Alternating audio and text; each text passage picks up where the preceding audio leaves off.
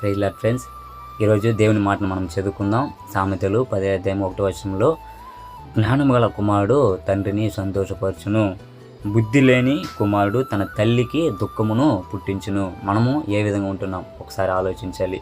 యవన బిడ్డలమైన మనము మన తల్లిదండ్రులని దుఃఖపరిచేవారుగా ఉంటున్నామా, లేకపోతే వాళ్ళని సంతోషపరిచేవారుగా ఉంటున్నామా ఒకసారి ఆలోచించాలి. దేవుని మాట సెలవిస్తుంది ఏమంటే, నువ్వు ఈ భూమి మీద దీర్ఘాయుష్మంతు అగినట్లు నీ తల్లిదండ్రులని సన్మానించమని వాక్యంలో రాయబడింది. ఈ భూమి మీద మనము మంచి ఉద్యోగం సంపాదించుకోవాలన్నా, సంతోషంగా బ్రతకాలన్నా మనం ముందుగా ఏం చేయాలి? మన తల్లిదండ్రుల మాటకు లోబడి జీవించాలి. మన అమ్మ నాన్నని సంతోషపరిచే వారుగా మనం ఉండాలి. అప్పుడు మాత్రమే మన జీవితంలో సమాధానం, లేకపోతే మన కోరికలన్నీ నెరవేర్చి దేవుడు ఆశీర్వదిస్తాడు. అందుకనే యవన బిడ్డలమైన మనము తల్లిదండ్రుల మాటకు లోబడి ఆయనకి ఇష్టమైన బిడ్డలుగా జీవిస్తూ తల్లిదండ్రుల మాటకు లోబడి జీవించేవారుగా మనం ఉండాలని మనస్ఫూర్తిగా కోరుకుంటూ ముగించుకుంటాం.